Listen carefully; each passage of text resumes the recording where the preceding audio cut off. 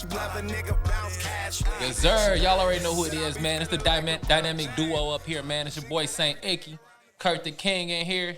We got a very special guest with us today, man. Yeah, the guest today is shoe designer, curator, DJ. Even seen him on a food show. Business owner. We got one co-owner of the Tigers in here today, Fat Tigers. We got Vic Lloyd with us. Yes. Thank you. Appreciate you for coming through, man. Hell yeah. Thank y'all for having me. But yeah, we've been in conversation for a minute, so it's good to get you through. Hell yeah. I thought you forgot about me for a second. Nah, dude. How could we, man? You know, when we first started this, like, when we outlined the podcast, like, one of the things we wanted to bring in, like, names and, like, motherfuckers that personally motivate us, you know what I'm saying? And I could say I looked up to this man for a long time, y'all. Over 10 years, man. I didn't know who this man was and what Thank he you. was I doing, appreciate man. that. I appreciate that. Yeah, you know, I'm humbled by it all, man. I've been blessed to be in this world that I'm in for almost 20 years and still doing it, still trying to innovate. What's crazy about it is you're kind of in a game with a short attention span, and you've only grown. Like all y'all shit is just elevated. When usually people only pay attention for a minute. Well, I think we've always done a good job of never disconnecting with any group that came along. It's always been doing a good job of being able to be that handout to whoever's trying to come up next instead of being that stiff arm is now get away. It's kind of like, oh, come on. You know what I'm saying? Like, come on, like, but more like the rough big brother, not the sweet, hold you big brother, like the rough big brother. I'm going to let you come, but I ain't going to treat you like no bitch. Like, I'm going to treat you like you want to be in this. So I'm going to talk to you rough, might not say the things you like. If you do something that suck, I'm going to tell you it suck. You know what I'm saying? So but it's always been a part of embracing what's coming next. Do you think you get that from your roots at Leaders, kind of learning the game there and taking it out from that? Well, I really feel like that's the idea that I kind of brought to Leaders. It was the community aspect of figuring out how we can turn a retail space into a barbershop, a place that people didn't just come because they needed to buy something. They wanted to come because it was a place that you could come and be invited to. And that's what it was always about. And so we even transferring that into Fat Tiger is what we always wanted to be about, a place that you can come. Because if you think about it, that's like the anti of big box retail. Big box retail wants you to get in, shop, and get out. Yeah. So you kind of like made the boutique feel more like welcoming. Or come kick it, chop it up, learn about the shit.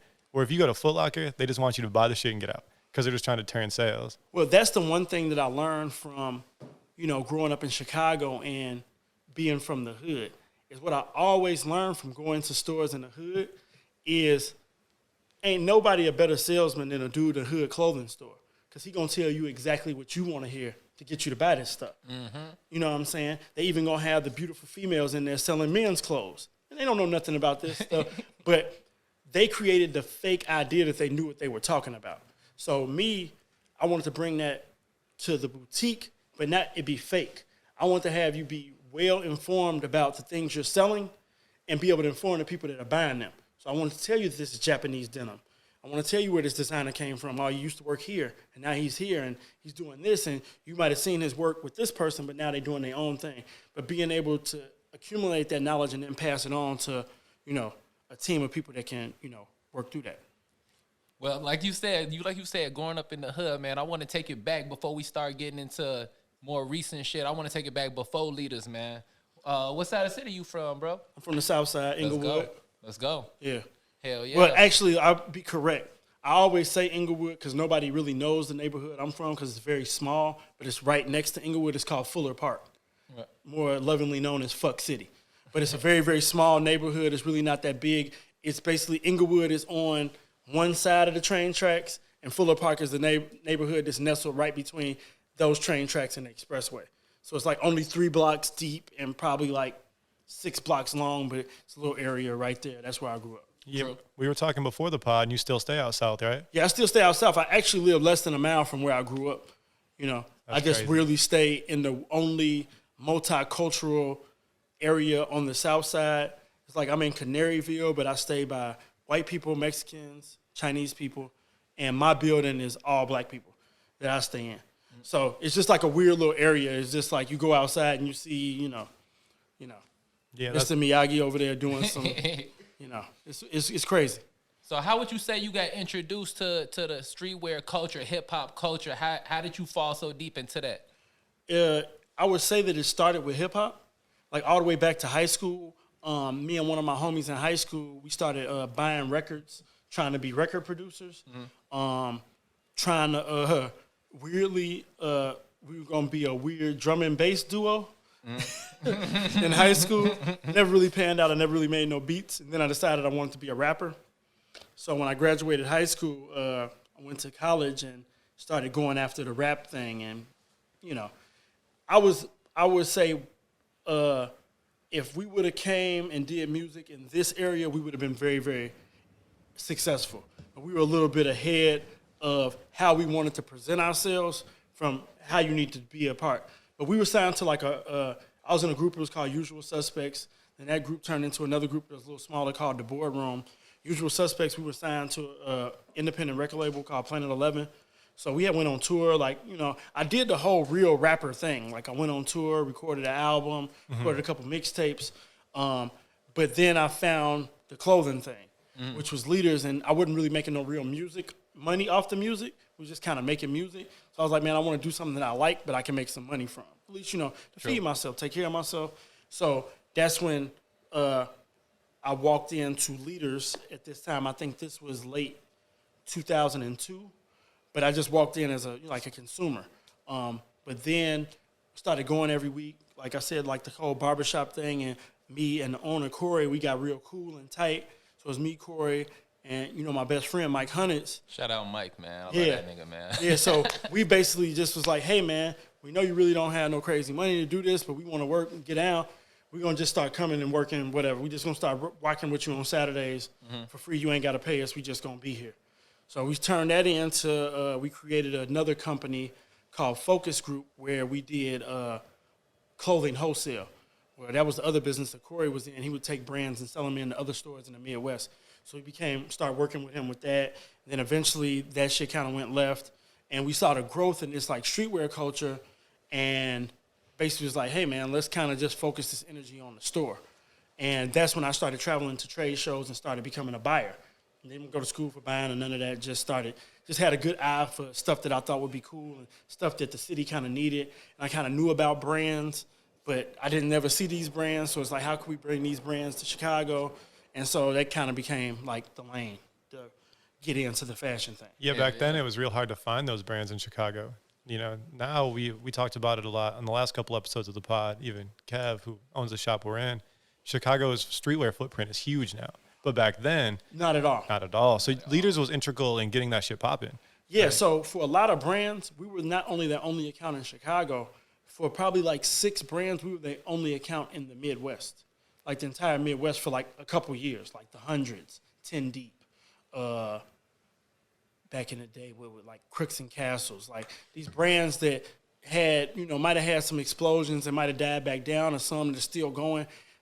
We were a really important part of them growing and progressing outside of their home states. What I'm saying? Yeah, I mean, y'all were definitely part of blowing 10 Deep up, getting it out of New York and into the Midwest and West Coast, and they had a huge run. I mean, they're still in business, but their numbers are nowhere like when they were popping back in the day, around 02, 06. 02 to 06, they were going crazy. Probably, I could say everybody probably hit their crazy thing 06, 07. Yeah. Like nuts. You know what I'm saying? And then we are one of the original 11 accounts for BBC. So when Pharrell first launched, we on since season 2 of BBC.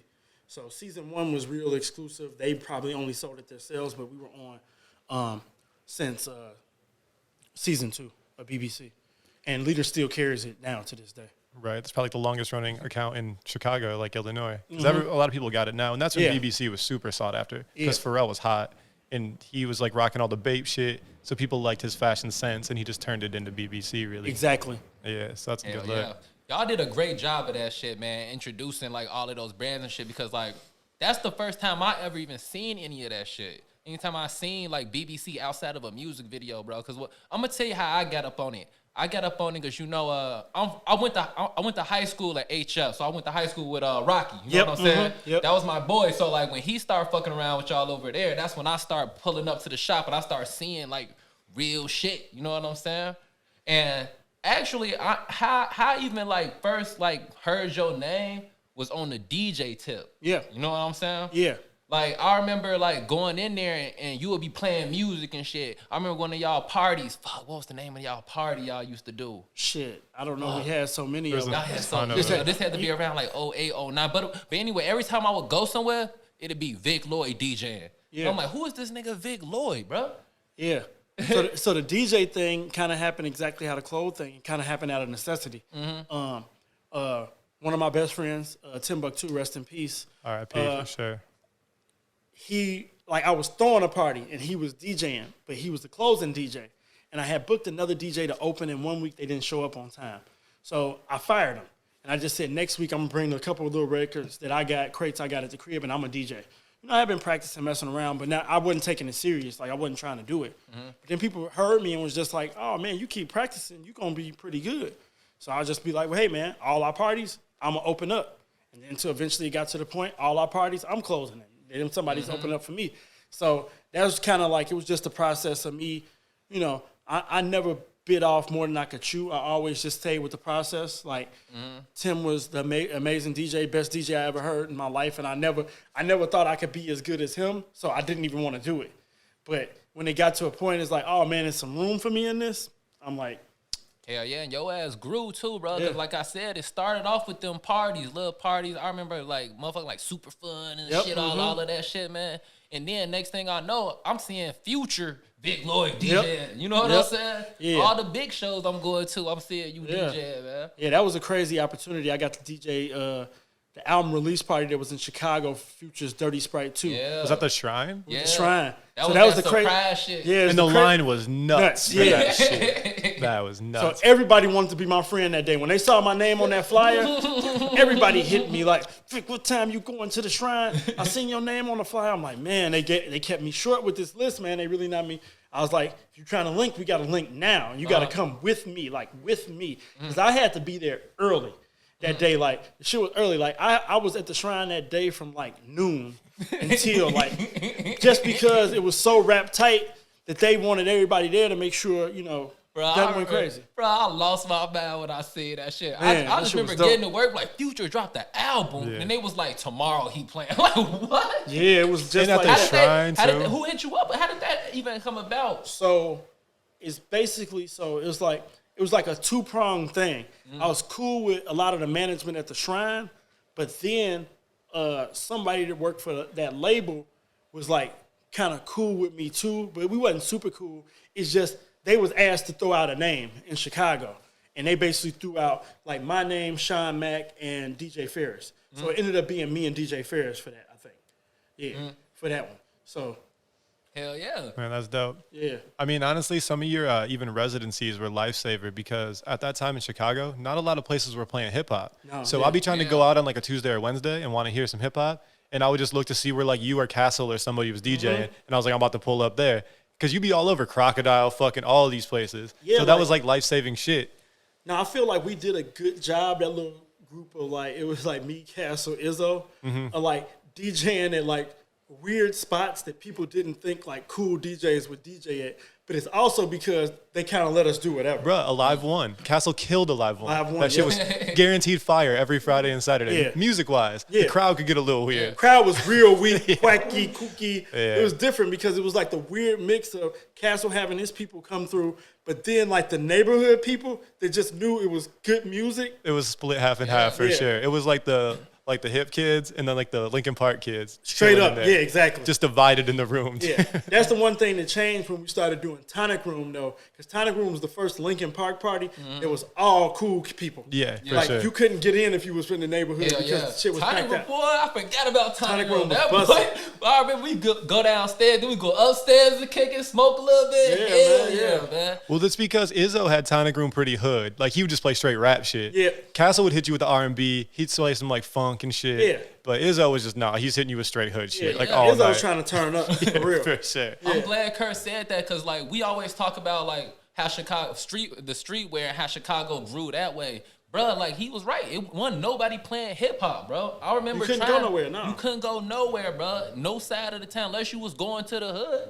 Yeah, you wasn't finna hit no hip hop nowhere. Yeah, and that's like the hood. You're even saying that's back out there by you. You had to go to the south suburbs. Really, if you wanted to go somewhere and be like, I know for a fact they're playing hip hop. Like all the city spots, you might get it sprinkled in, but I really know that we did a good job of trying to keep those type of parties, at least one going a week, where you could come through and hear something. Yup. Smooth. And that's what it was for me. I was going out during the week a lot, and I wanted to hear hip hop. Man, you don't even know how many bitches y'all helped me pull through. Man. Talk about, hey, I know the spot, yo, pull up. Yeah. No, because if you knew the spot and other people didn't, it was a gem for them. Yeah, They're like, exactly. what? This shit's popping on Tuesday or Wednesday? Yeah, Like, yeah, man. No, that's how we turned that East Room on Sundays into a monster. You turned that into a fucking nightmare, bro. Yeah, we turned that into a monster. And I was just talking to somebody the other day. I was like, in the first couple months we did that party, it wasn't nobody there. It was just us. That's when I would be there because it was fun. It got crazy. Because people didn't think that they could party on a Sunday like that. And once we just kept on doing it, more people, and people were like, man, they playing that shit, blah, blah, blah. And that shit just got into something that we couldn't even control. Yeah, I lived right by there. And anytime I'd get a Monday off, I was in that bitch till it got crazy. Because then it was just Oh, yeah, nuts, once it got dude. crazy, it was like nothing. Like, if you couldn't be in that little dip by the bar or next to the DJ, it was a wrap. It was over for you. And then if you were there, needed a drink, it was Yeah. fucking nightmare. Trying man. to get a drink was like the worst thing possible for anybody that didn't know somebody. For it was sure. like impossible. You had a to drink. get 3 and just Yeah. juggle them bitches. Yeah, just a drink and 2 shots. Be like, okay, I'm ready. Yeah, and that was when y'all already had Fat Tiger because it was Sundays with the Tigers. Yeah. So where was the first Fat Tiger location? It was on Milwaukee and Rockwell. Congress, right? Congress Theater building. Yep. Yep. Man, that spot, honestly, dude, was so small, but y'all gave it such a vibe. Like, it felt cool in there. I remember just popping in to buy shit, or like, I remember vividly, like, having y'all had like a Stolly release party, and I pulled up. Yep. And it was such a small spot, but it felt like good. Because we had a little back area too, Yeah. which made it feel bigger. Like we had a little backyard. So yeah, we had a couple epic joints because we did Nipsey R.I.P. We did his mixtape signing at the original Fat Tiger. We did. Was that the one he sold for like 100? Yep. Yeah. Yep, we did that one at Fat Tiger, Stolly. We did the first Chance social function in the back little area party. J. Cole came. That was hilarious. Cole came to that Fat Tiger? Yeah, he was just chilling in the back like, it's like, oh shit, yeah, we just playing music in the backyard. It was cracking, yeah. But that was like one of the, like, that was like the legend of the first Fat Tiger. We had a lot of cool events. And can you walk us through the building of the idea of Fat Tiger, man, and how y'all started that shit off, man? Well, it was basically the point I wasn't at Leaders no more, and we was just kind of talking about what's next, like what's going to be the vehicle to kind of move the things that we're doing.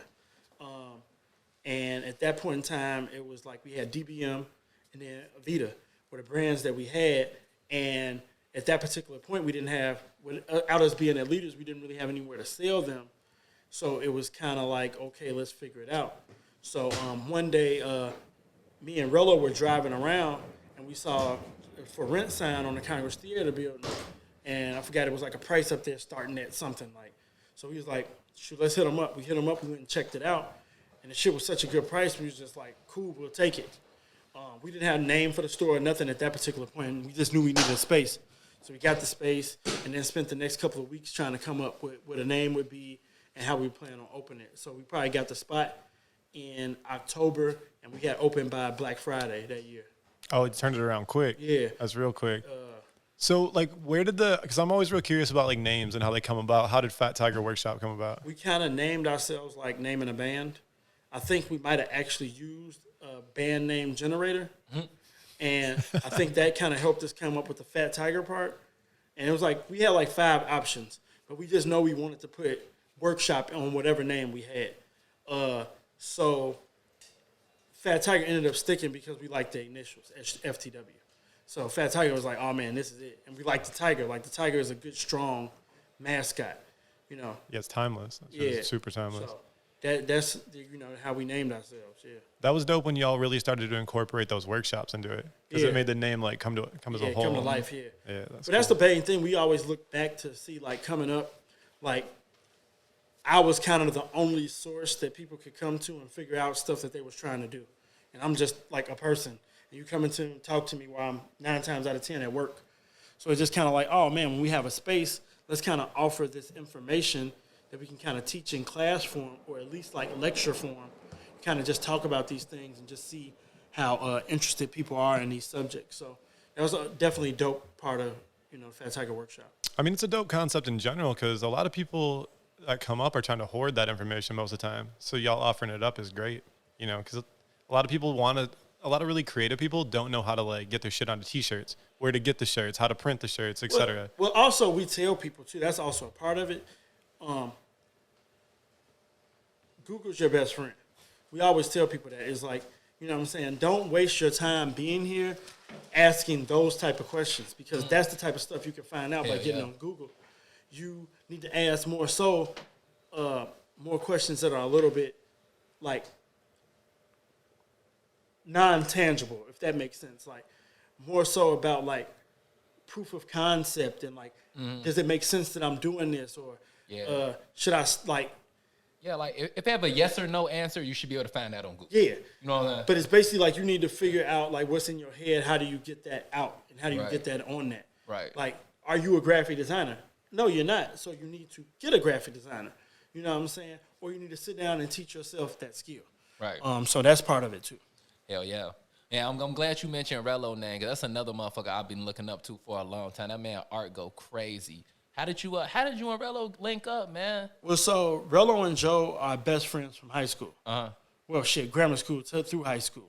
And when I was at Leaders, they had their brand, Vita Morte at the time, and they kind of came and just kind of was talking to us about the brand, and then it turned into okay, we'll give y'all brand a shot, we'll sell it in the store. Then it turned in like man, we kind of want to intern and kind of just see and be around. So then they started interning, which turned into when we opened the Wicker Park store, ended up being like, well, y'all should come work and help us, because now we got 2 stores, we got to figure that out. But then after a while, we ended up just having 1 store because we moved from the South Side and Wicker to downtown. So then that's when they started focusing more on the brand side of things and weren't no longer at Leaders. But I was still at Leaders, so we were still. That's when we started still doing the parties and all that stuff, and how we all still. So those my brothers, like they're my little brothers, like what I'm saying, forever, like what I'm saying. We just jam, like what I'm saying. I've known them cats since they were 17. Yeah, it's crazy what Leaders did for the city and more than sneakers. It built all these connections and bonds that are still going 20 years later. Yeah. So that's amazing. That shit you can't put any kind of price on. The shit you all did by meeting there, because you obviously had common interest and you elevated it to a whole different place. And speaking of elevation, how do you personally feel about the elevation from that Logan Square store to what Fat Tiger is now? I feel like we stayed true and like stuck to our process of doing things our way and just kind of needed, like everything happened the way it needed to happen because we needed more space. So we went from the Rockwell store to the store on Grand and Carpenter next to Tesla to where we at now, which is Elston and Milwaukee. All those moves were out of necessity because we were growing to a point and wanted to be able to house more of the things that we did, be able to facilitate some of the brand partnerships that we had come across, and just became growth out of, it's basically like a caterpillar in a cocoon. Like, what I'm saying? You're in this cocoon, but you're going to turn it into a butterfly. But you got to have that space to do that. And I feel like the store we grew into now was our space to be able to, oh man, we can be here for a longer time than we've been in any of these other stores and really try to figure out how to grow and take all of our ideas to the next level. Yeah, definitely. And that space is beautiful too. I like that space looks great when you walk in. It feels real welcoming and it's open. I always like the open spaces. It gives you like freedom to kind of feel comfortable. And you just touched on brand relationships. At this point, y'all have worked with Adidas, New Balance, Converse. Who was the first brand to like really like fuck with y'all? That you were excited about, like, oh, this is fire? Well, the Adidas thing was really, really cool just because they wanted all of us, but all of us to do our own thing. So that's why the Adidas thing was cool. It's just unfortunate with that is their relationship with Joe fell apart because of his other things that he wanted to do and how long they kept him, because he was under contract with them before the rest of us. Our thing kind of came along because they wanted to encapsulate what we did for All-Star Weekend being in Chicago. So yeah. Is that where the latest Joe drop came from? All that, is that like the Adidas shit that just dropped? Yeah, so that was a part. that stuff wasn't supposed to get made, but I guess they were being ahead of themselves and made the apparel because it was approved, and the shoes took longer to get approved. And by the time the shoes got approved, the deal kind of fell apart. So they had to basically these clothes in the warehouse. So it's basically like Joe was just basically like, instead of just burning them, let's do the charity thing with them. Yeah, that was dope. Good turnout, good vibes and shit. Speaking about things getting approved, what is that process like with the big brand when you submit designs? Is it kind of brutal or are they pretty accepting? They're pretty accepting. They give you parameters and stuff like that, but it's pretty smooth. I feel like the Adidas shoe was kind of usually fast for a collab because from inception to selling the product on the floor was in like 9 months. That's really fast. Yeah, I was like, damn. Yeah, so that's really, really fast for a shoe brand because I worked with Adidas before when I was at Leaders. I had designed 2 shoes for Leaders with Adidas, and that process was longer. It was like a year and a half. Do they suggest silhouettes or do they open the book up? They usually give you a table of silhouettes, like kind of like this. Like, so for All-Star Weekend, like we had to do a superstar, and then you could pick another shoe. Like, so with me, as I had a superstar and then I had the form. But coming down close to All-Star Weekend, they decided that they didn't want me to drop the form All-Star Weekend. So which is why I ended up dropping it on my own in October. But we're going to do a larger release with that shoe, too, in May. Hopefully in May of this year. I ain't seen forms in a minute for real. Yeah, they back now. They whole 2021 is about the Adidas form. That's what's up for real. Yeah, definitely. Yeah. We touched on it before the pod, but can you walk us through how crazy that Chicago All-Star Weekend was and like your experience? Yeah, Chicago All-Star Weekend was amazing. I think it's like it allowed Chicago to show its best face when it could have showed its worst, and it really like put us on the stage to show that we're a world-class city. Like, you know what I'm saying? We not just, oh man, it's New York, LA, oh it's Chicago. It's like, oh man, it's Chicago. It's like a thing because I've been to all at least the past 6 years of All-Star weekends, and I can say that Chicago was the best one. And I can probably say because it's in Chicago, but no, it's like because I really felt like they gave something for everybody. Like, you know what I'm saying? It was so much shit going on, man. It was beautiful. Like, I lost my mind, bro. Yeah. You lost those bull shorts, too. And I lost some bull shorts. Well, at Debonair, right? I was salty, bro. I didn't want to go to that club, man. I lost my shorts. I had my bag, my shorts, and I left them bitches, man. But yeah, we did our rounds. We went to Joe little pop-up. That was tight. Then went to the vintage pop-up. Yeah, went to the vintage pop-up. Yeah, it was good to see hella niggas doing their own thing, capitalize. Because I'm like, bruh, this the time to do it for real. If you gonna do it. Yeah, like on the party side, I had Emporium that whole weekend with my homies. We did Heatbox there all weekend. But I DJ'd there Friday and Sunday. Saturday, I actually was at Soho House. I did a private party for Evan Turner. Oh, nice. Oh, my boy. I went to junior high with me. That's my boy. Yeah. I remember Evan used to come. Evan, like, me and Evan grew up on the shit, like, he had come to my door, like, can you play, bro? Like, type shit. Yeah. That's my nigga, bro. Yeah. So he had a private party at Soho. Dame Lillard, like, all the Trailblazers were there. Trey Young. That shit was lit. I was like, damn. Like, they was Isn't it funny? None of us knew that was the last time we'd be around hella people. I know, right? Crazy. I know, right? No, because I tell everybody, it's like, man, after that weekend, I told myself I was taking a month off. You took more than a month off. I was like, man, if I would have known that was it, I would have been like aggressive in those last couple of weeks and had some stuff going on. But I was like, chill. Like I had DJ like one time that first week in March, just on an event that like right here around the corner at Emporium. Like, we did First Wednesdays, me and my homegirl Selah. So we did First Wednesdays at Emporium right here. So I was just doing that. That's a regular gig. Like I wasn't really tripping. Was like, man, I'm gonna do this, go home, chill. Week later, they like, it's shut down. Ain't nothing. You're not going to be doing nothing. Bro, that's how we felt, bro. Like, literally, like, the week before this shit popped off, we went to that Griselda show. Yeah, we got that Griselda show, and it was lit. I'm like, damn. Then all of a sudden, we're at the crib. Yeah, it's like shit going crazy. Now it's nothing. I'm texting Perry, like, it's pretty scary to go outside, right? He's like, yeah, I'm pretty scared to go outside. Yeah, man. So we just locked in. So we went from All-Star Weekend to now, damn near a year later, doing not much. Not much. Yeah, speaking of that, how was it owning a brick and mortar shop during a pandemic?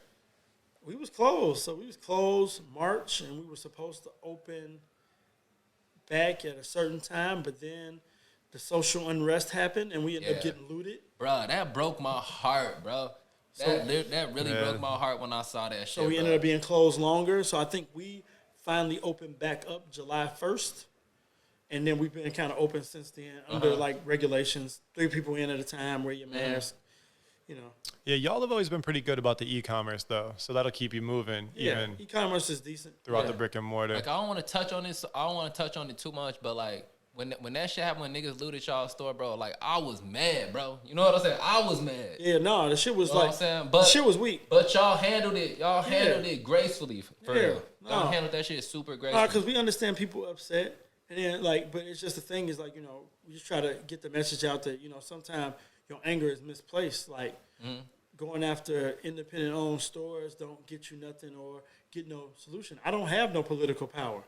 You getting me ain't doing nothing but making me have to figure something else out. Yeah. Like, you know what I'm saying? But, you know, I think over the months since that's happened, people have become a little bit more socially conscious and aware of kind of how this, you know, political process works and how to actually affect change. And so if we had to sacrifice a little bit for people to come to that, cool.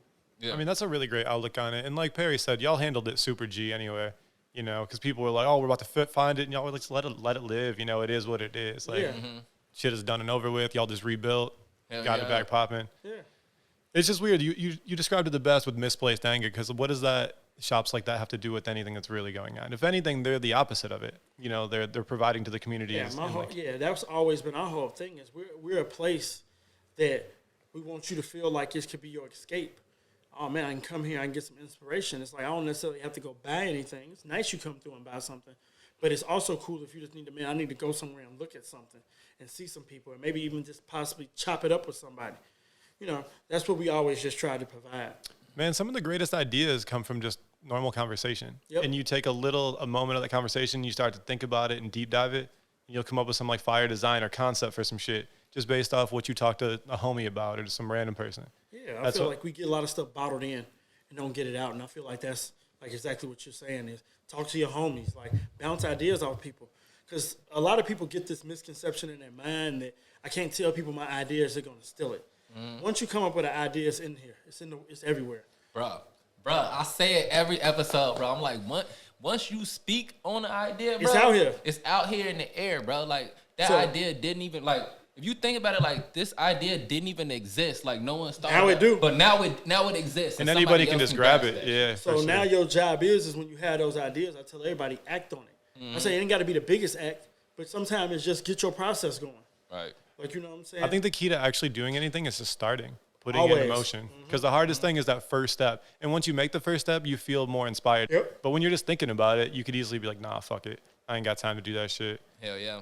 One thing you said earlier that resonated with me was when you was talking about how putting on the kids and other people, but not treating them like bitches. You know what I'm saying? And bro, I remember when you said that, I'm thinking about all the times that like I done been trying to finesse my way into like the back area of the club or whatever. And you always showed me love for real. You know what I'm saying? And like, I appreciate that shit. But at the same time, you like all of y'all niggas look at me like, if you not gonna be doing some shit, you know what I'm saying? Like, don't be coming trying to sneak back here. You know what I'm saying?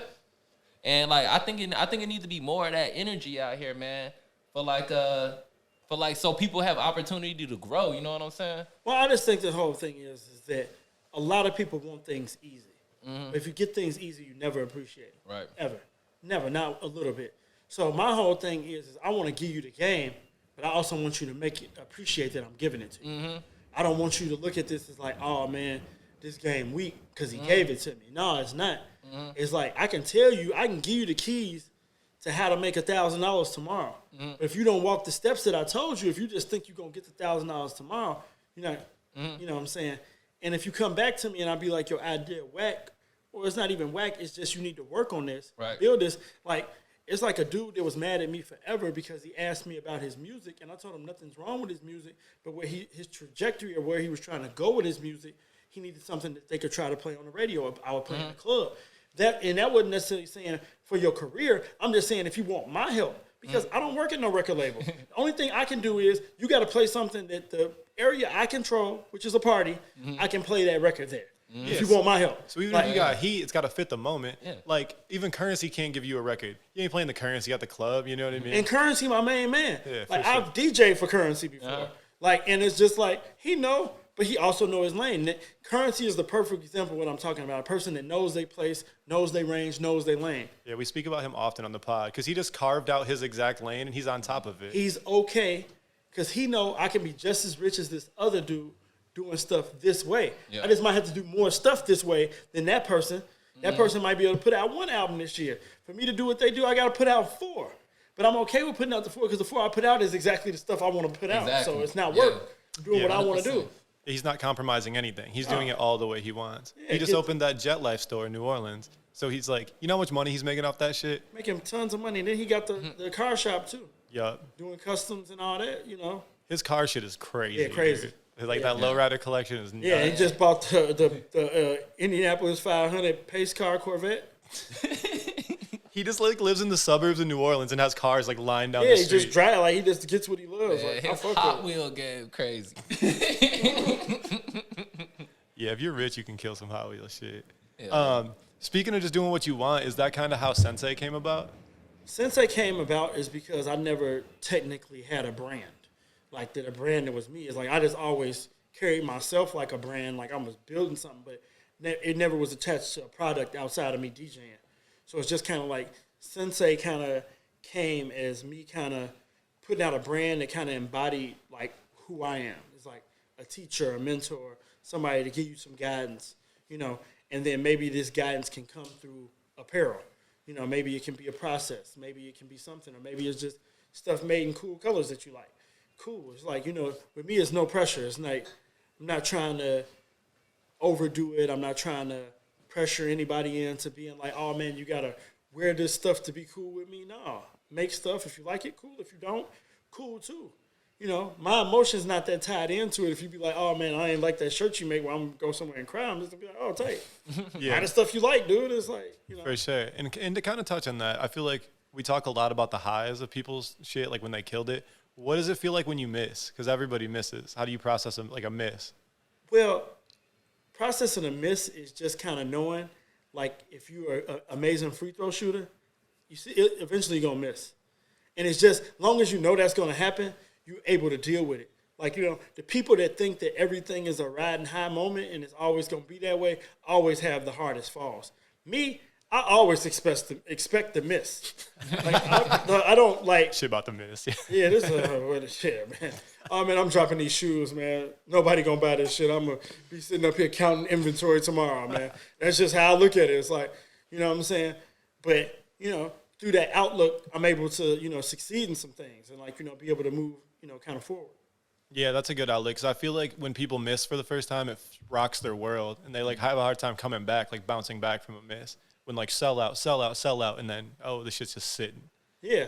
Me, I don't want to sell out. That's my whole thing is I tell people that all the time, like, whatever. Like, I don't care. Like, I want you could wait 2 weeks and come in the store and you see it like, damn, I thought this might be gone and you can buy it. Like, I want people to have Which that is feeling. one of the greatest feelings ever for real. Yeah, when you go somewhere and you be like, damn, I thought I wasn't going to be able to get this. There it is. I can go on the counter and buy it. Like, I don't have to go through StockX or nothing. Hell It's like, yeah. just go buy something. You know, Like that's me what with that rug. When I caught that Virgil rug. you just feel like, damn, I could buy Yeah, it. you know what I'm saying? He was bro. like, it's in stock. Bro, I walked to the IKEA. I'm like, In is stock. that Virgil rug? I'm gonna cop this shit. That's the best feeling ever, bro. Yeah. I mean, it's kind of crazy now in like the streetwear lane and shit that we all love that you really think, okay, what day does this come out? I have to buy it that day. Because back in the day, buying clothes, it wasn't like that. Clothes were just available. Yeah. Now it's like that shit drops on the 28th. I have to get it on the 28th or it's dead. Like, yeah, I tell everybody that about Supreme. Like, Supreme to me was never a hype thing. It was my thing that I just identified with me going to New York. And I never would wear a Yankees hat. And I wouldn't buy things that said New York on them just because I was too proud of a Chicagoan. Yeah, for sure. But I loved having something that I knew I could only get from here and take it back. So that became like, oh, man, this is why I buy Supreme. You know what I'm saying? This is when Supreme didn't have no online store. You only could get Supreme if you went to the store. Like, Yeah. That's what kind of made it cooler because traveling had like a little more feeling to it. Like, oh, I'm in Boston, I'm going to go to Bodega. I'm over in Seattle, I'm going to hit Goods. You know, like there was a reason to go to these cities and bring something back, but now you can just cop all that shit online. And it bring a point of connectivity because you would see somebody in a bodega T-shirt and be like, oh, man, this motherfucker kind of into the shit that I'm into. And, oh, man, I saw, oh, you got a Supreme hat. That shit not online. That means you was in New York. You experienced what I experienced. Or somebody brought you that back. Like, you know what I'm saying? It's a conversation starter. It's like, oh, man, we got an entry point or something, at least some form of commonality. Yeah. Do you think that we could ever like get that back? It's so hard because right now everything is a commodity. And we have to figure out how expensive we can make this commodity. And everybody, all these brands are trying to figure out how to cut him out. You know what I'm saying? You know, that's the whole idea of a brand now. It's like, I want to cut the reseller out. So how much of this stuff that I can make and sell it at this price where he can't sell none of it at that price? And they try. Even Nike, the biggest company, they print money. They try. Makes no sense. Smartest thing Nike and Jordan could do now, if I was them, I would make 1 billion pair of bread Jordan 1s and sell them myself. If you want a pair, you can get a pair. You want 10 pair, you can have 10 pair. Yeah, I You want actually 40 pair, get 40 pair. Like, when Kev was on the pod, I asked him that. I asked him how he felt about how they know they have an expected sale of 500,000 pair, but only make 300 and just miss out on that money on purpose. And it's like, I don't know if they don't care, but they know it's going to the resale market, like you're saying. But I don't think they should oversupply it. But you should at least, if you know you have a demand for 700, make 590. Get kind of closer to it, you know. see, because as much as they say they don't like the resale market free marketing. When you seen a Jordan commercial? Yeah. 85, 86. No, I can 95, 96 probably. He was still playing, but like Michael Jordan not playing. Ain't no Jordan commercials. You not seeing Zion Williams running around the store trying to sell Jordan 1. Why you got to? You know why you don't have to? Because if I go on StockX right now and I look at the Jordan 1 I want, it costs $800. So I'm giving it perceived value in my head. It's living in my head without me even having to do nothing. It's just here. It's in my head. That, oh, man, Jordan 1s cost this, and when it come out, even if I don't like it, I want to try to buy it. I'm a consumer now. I'm a consumer because if I can't buy it, I can sell it to you because I know you want it. Like, Yeah. I mean, there's people that try to buy every drop on sneakers because they're like, if I get it and don't like it, I'm just going to sell it. Yeah. So it gives you that opportunity. maybe I should do that because I just try to buy the stuff that I want. And I always miss, And I always miss. Be so salty. So Yeah. Fucking, I'll be pulling over and shit sometimes. I'll be driving somewhere, I'll pull over, fucking got the shit pulled up, take the L, just pull right back on the street. Yeah. Put it in the I don't bag. even try no more, man. At this point, I don't even try. I just fuck with my niggas that's making shit. You know what I'm saying? And that's the best I could do. You know what I'm saying? I feel like that's the best way to be. I think that we're in a market now that I feel like will go back a little bit to the old school of people being more community-based in the things that they support. Instead of being in this broader community of like, oh, man, streetwear. You'd be like, oh, man, I'm in the Chicago, but I'm going to rock with the Chicago streetwear. All these guys is making cool stuff, too. And it's too difficult for me to try to get this other stuff. It don't even make sense. So after a while, it's like kind of like they're turning certain people away from the whole idea. If, oh, man, I never get nothing, I'm over it. Yeah. Oh, yeah, you're going to drive your customers away eventually. If you take so many L's, you're like, I can't buy any of this shit. I'm just going to move on. You know, you got to figure that out. Being like heavily involved in it, do you feel like the Chicago streetwear is united or divided? I feel like we traveled a long road to be united. And I felt like we've been united for the reason of everybody's no longer trying to do the same thing. Because that was the problem when we were divided. I felt like we was divided around the time that I was still at Leaders, which is 7 years ago. I feel like all streetwear stores were trying to live in the same lane. Sell the same product. Oh, man, you got this brand. I want this brand. Trying to live in that same world. I think that that's the unique thing about us opening up Fat Tiger is we showed that we can be a part of this streetwear community based on none of the things anybody else is doing in streetwear. None of it. Like, completely no outside brands, no this, no footwear. You know, everything we create is a product of what came out of, like, our brain power. And trying to push that out here for the consumer to consume that instead of being like, oh, man, I want to be the person that has this brand because the kids want this, so I want them to get it from me. And then I think with us doing that, it kind of allowed the other stores to kind of figure out their niches. Oh, man, I'm in this area. My guy likes this, so I'm going to do this. Oh, I'm in this area, and we got this guy kind of walking by, so we're going to kind of buy this way and get this stuff. Oh, yeah, like I felt like all the stores now kind of live in their own realm, but it's all a part of a better pot, if that makes sense. Oh, it makes it a great, like, that's why I said I think it gives it that part of Chicago actually being have a good footprint now, because there is all those different things, and there's you can get different things from every store versus before it was kind of the same store repeated. Yeah. So it was a conscious decision for y'all not to carry other brands. Yeah, so when we first opened, we carried like 2 brands outside of our own, but that was just out of necessity too, and us just trying to figure out if that was going to work for us. What was it? We carried A-Life, and then Jabot had came back. So we had brought, like, they had did, like, the Jabot strap jeans, like, in a slim fit.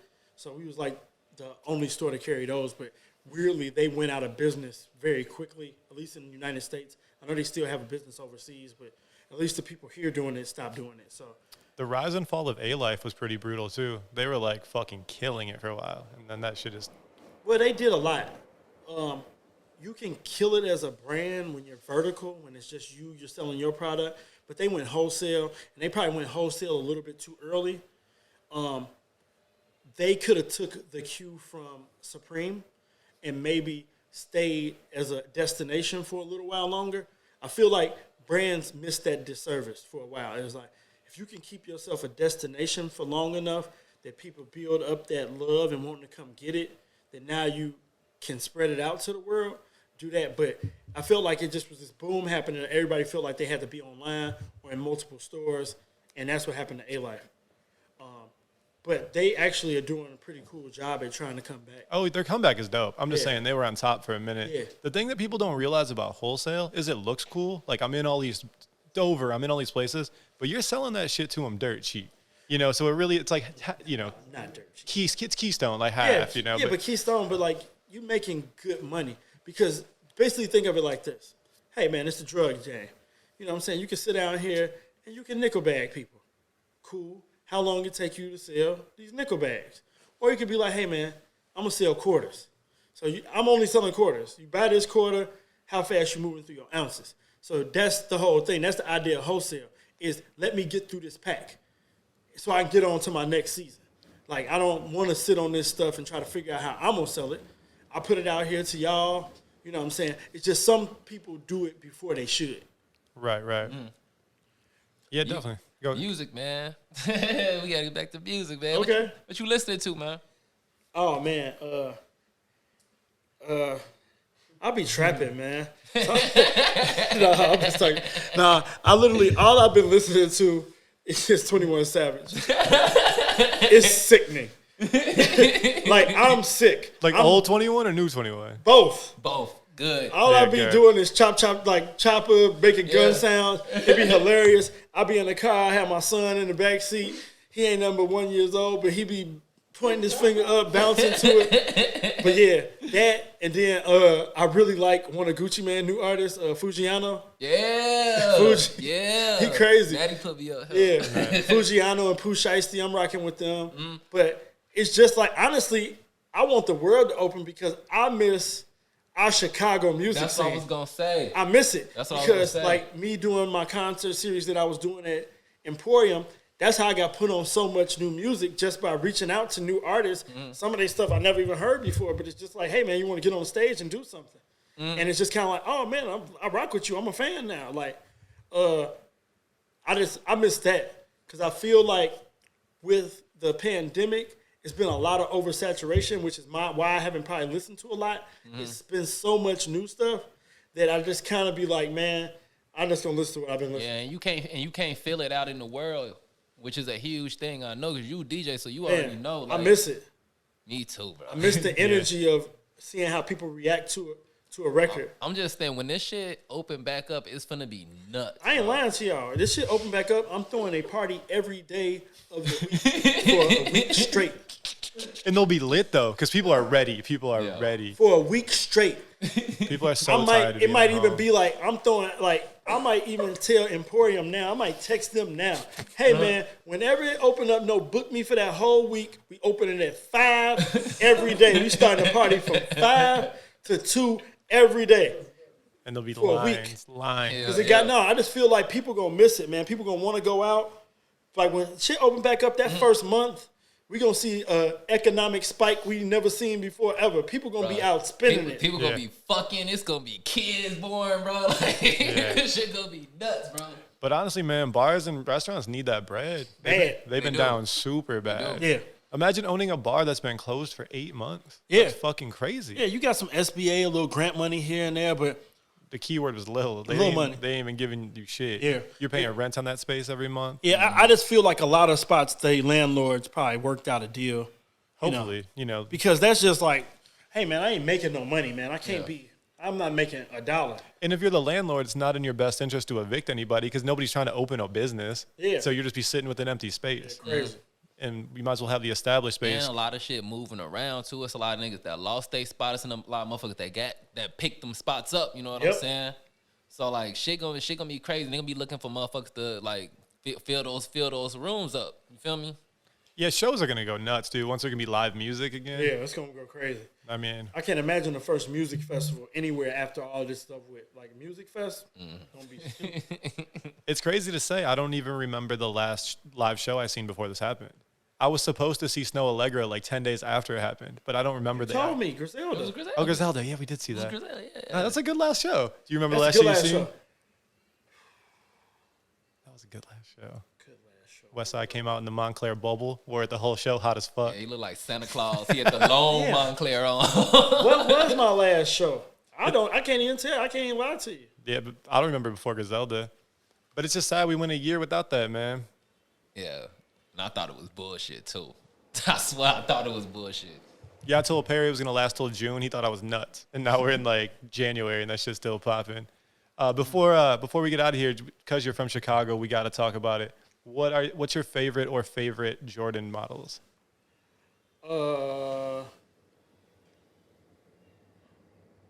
4, 8. Man, the 8s are so underrated, bro. I fucking 4, love the 8s. 8. Oddly, the 20.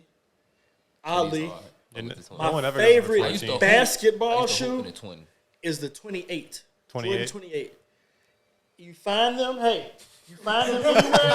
size 12, I need He them. said I got him. No lie, I don't want to, I don't want to hoop in no shoe but a Jordan 28.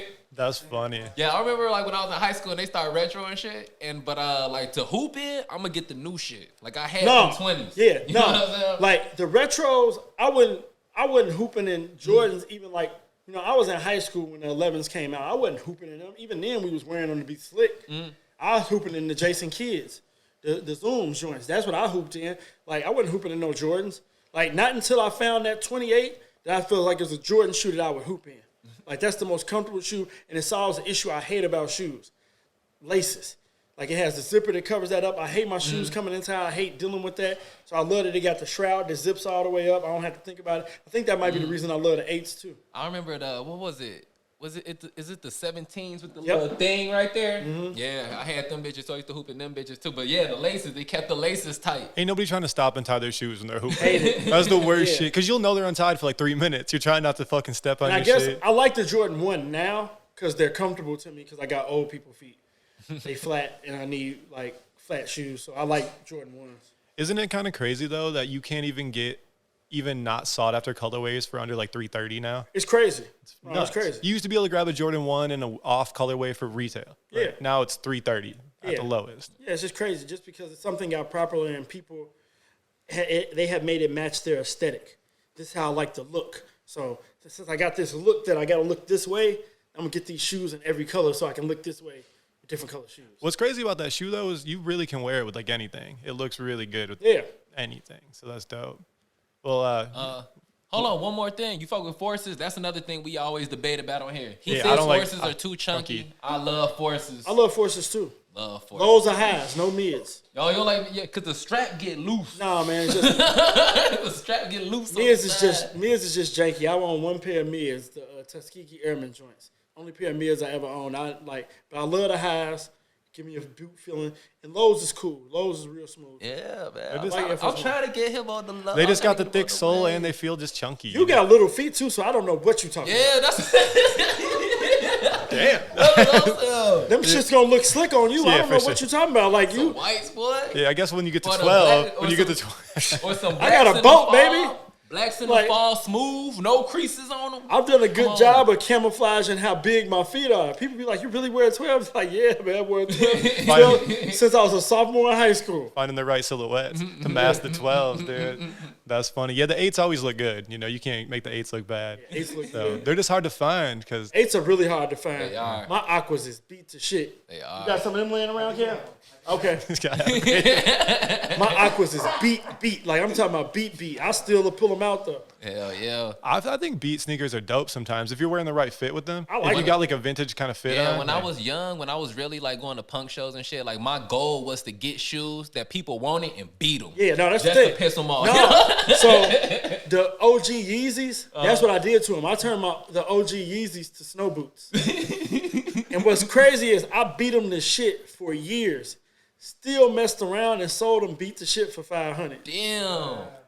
Damn, that's a come up. Yeah, I was just like, beat. man, motherfucker asked me about it. I was just like, what you gonna give me for them? Hey, man, you can pick these motherfuckers up tomorrow. Yeah, it was probably nostalgic for them or something. They just like I just want to. No, somebody was just like, they gonna just re-clean them and make them look new. And you probably could if you took the time. I don't got the time for that. I wear shoes till they fucked Yeah, up I and ain't buy even- some new ones. Me too. Yeah, Me too. I didn't even know you could do that until we had the cobblers. Till we had our homie Jorge, the shoe cobbler on here. Got them together, yeah. No, there's motherfuckers out here that'll get them motherfuckers Yeah. right for you. Yeah, which is crazy. It's a lot of effort. Yeah. You gotta love those shoes. Yeah, yeah. Because I always be like, let me get another pair. Well, whether it's like Sensei, your personal collabs, or Fat Tiger, what's coming up for 2021? So 2021 is I got a couple of projects that's kind of away from the store that I'm in the works on. I guess I kind of can't really talk about them because they're not really solidified. But the one thing I am working on along this vein is that we're working on doing a docu-series about Chicago through my lens. So that is something that I'll start working on next month. So I randomly, and this is before you came on the pod, I just saw it. I saw you on a food kind of show. Yeah, Thrillist. How did you really feel about doing that show? I feel like you had mixed energy sometimes. You're like, this dude's kind of like. So what's crazy is I love doing the show because that's what I like doing. I really do was whatever. Like, it's cool. I feel like you made the show. Like he was his energy was weird. Yeah, so the show, so I'm just saying how I saw it. so everybody that watched the series said that they liked my episode the best. And then, so what happened was, dude got another opportunity and stopped doing the show. So I tried to talk to Thrillist about me taking over and doing the show instead of him.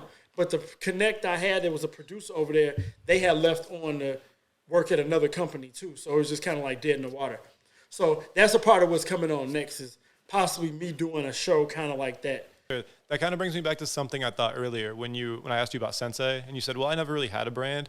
Low key, I feel like you were just your brand. Yeah. Because you did so many different things in the city. Like if you said your name, it was almost like a brand, but you just did hella different things. Yeah. So it's cool that you got the brand now. I got like 1 or 2 pieces, but you kind of never even needed it because you as an individual Yeah, I just were kind like a of brand. did it as this kind of a thing that people like, oh man, when you going to put something out? Okay, I'm putting something out. So for Right. those people that ask when you going to put something out, because I always just looked at myself as, hey man, I'm a commodity. I'm out here doing stuff.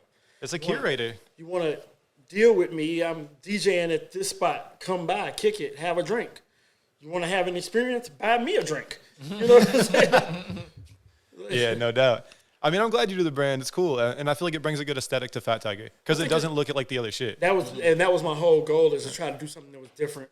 You know what I'm saying? Because it's so easy to just, even in streetwear, is just to kind of carbon copy and just make the same stuff inside a similar aesthetic. It was just kind of like do something that kind of.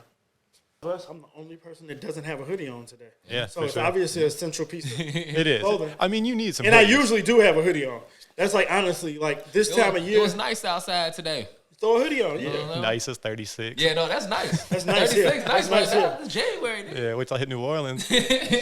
I'll be in a t-shirt, chilling. Yeah, for sure. Well, shit, you got anything Nah, else? man, it was great. Great Man, conversation. Hey, I like when we first started this shit, bro. Like we were like, we gotta get the Tigers. That's what we call y'all, the Tigers. Like we got, That's what we call ourselves too. Yeah. We gotta get the Tigers in here, man. I'm glad we made it happen, bro. Yeah, it's a Appreciate great you. conversation, man. Thank you so much. Thank y'all for having me. I appreciate it. It's dope. Episode 77. You already know what up, Patreon. Shout out to Pop Up, man. Come fuck with us. Hey.